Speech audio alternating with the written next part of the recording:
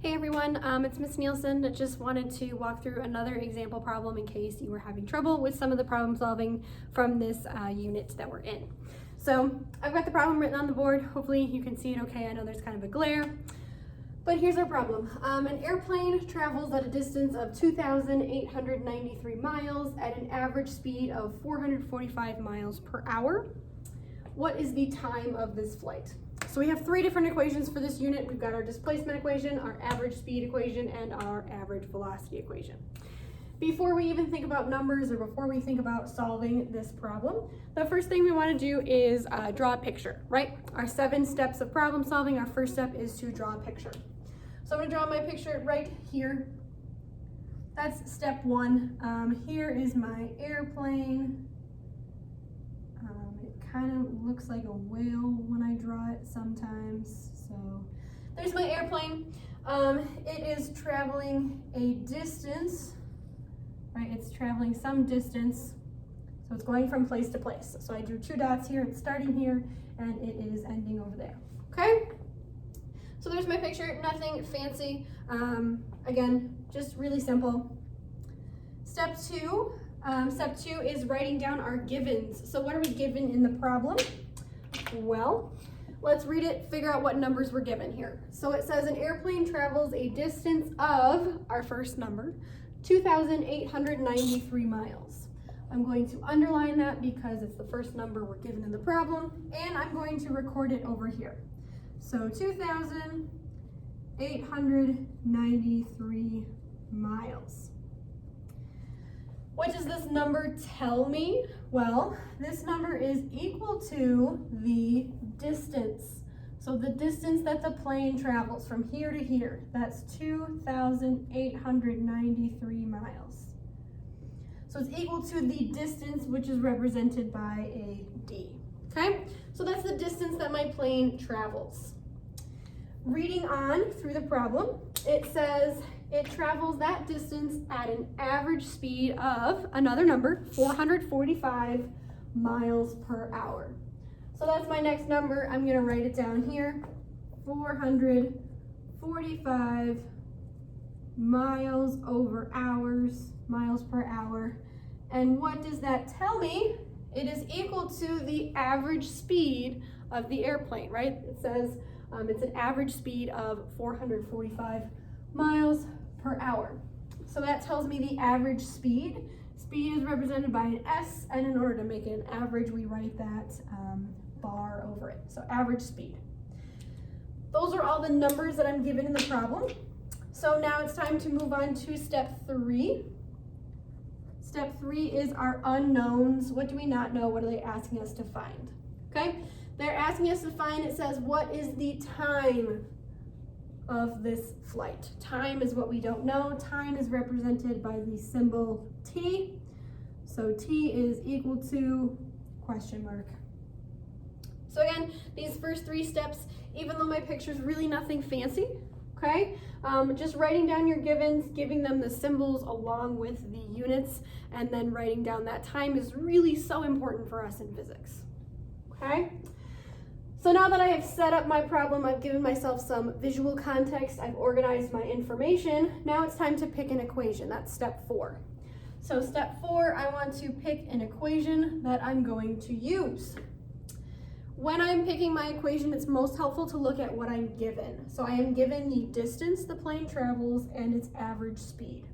So looking at my 3 equations, there's only one equation that has both average speed and distance, and it's this middle one right here, okay? So that's my equation that I'm going to use. Average speed is equal to distance divided by time. That's the one I'm going to use. So I can move on to step 5. Step 5 is not always needed, but it is, sometimes it is, because step 5 is rearranging my equation. Okay, so take a look at this equation. Average speed is equal to distance divided by time. If I am solving for time, do I have to rearrange this equation? The answer is yes. Yes, because time is not by itself on one side of the equation, right? This equation is solved for average speed, but that's not what I want. I want it to be solved for time. Also, time is in the denominator, which is gross. I want it to not be in the denominator. So I'm going to start by getting it out of the denominator. How am I going to do that? I'm going to multiply both sides by t. So I'm going to get it out of the denominator, multiply both sides by t. Okay? So now it's out of the denominator and I have t, my time, multiplied by average speed is equal to distance. However, I'm still not done. I'm still not done because time is still not by itself. Okay, we want time, we want whatever variable we're solving for in step 5, we want to get it in the numerator by itself on one side of the equation. Okay, so now I want to have time by itself, so I'm going to leave it here and I'm going to move average speed over to the other side. So I'm going to divide both sides by average speed. Okay, when I do that, it cancels on the left side, and I am left with time is equal to distance divided by average speed. This is my fully rearranged equation. Time is by itself on this side of the equation, so we're good to go. Okay, so now I'm in a pretty good spot. I've got one more step before I solve. The last step before I solve is to check my units. Remember how important units are for us in physics. So I'm going to use this rearranged equation. I'm going to plug in the units for both distance and average speed because those are my givens. I'm going to plug them into this equation to see what unit I get for time, to see if it makes sense. So my time is equal to, well, my unit for distance was given to me in the problem, it's miles. So time is going to be equal to miles divided by the unit for average speed, which was also given to me in the problem, which is miles divided by hours. So we have miles divided by hours. So we have miles divided by hours. This is kind of a gross fraction, right? This is a compound fraction because we have a fraction in the denominator of a fraction, okay? If we want to simplify this, what we're going to do is we're going to multiply by the reciprocal, right? The denominator is reciprocal. So we're going to take miles,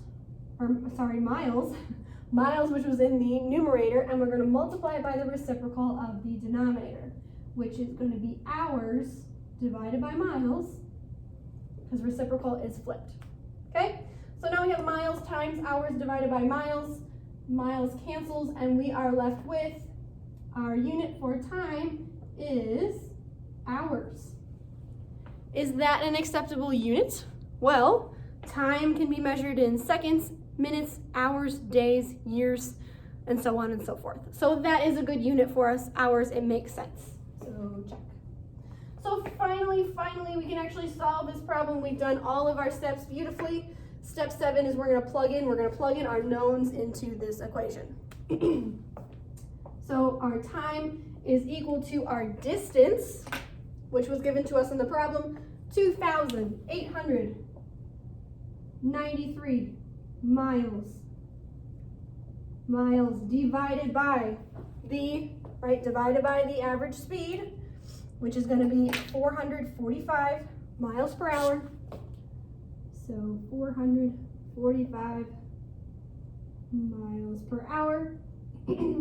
It'll plug that into your calculator or into the calculator on your phone if you prefer. When you do, 2,893 divided by 445, that is going to give you an answer of 6.5. But we can't forget about our unit. We solved for our unit in step 6. It's going to be 6.5 hours. That is the time of this flight. So that's definitely an overseas flight. Okay? So again, this was just another example of problem solving, a more trickier one because of the 2-step rearranging here, all that algebra. I hope this was helpful, and I hope it made sense. So that's our problem.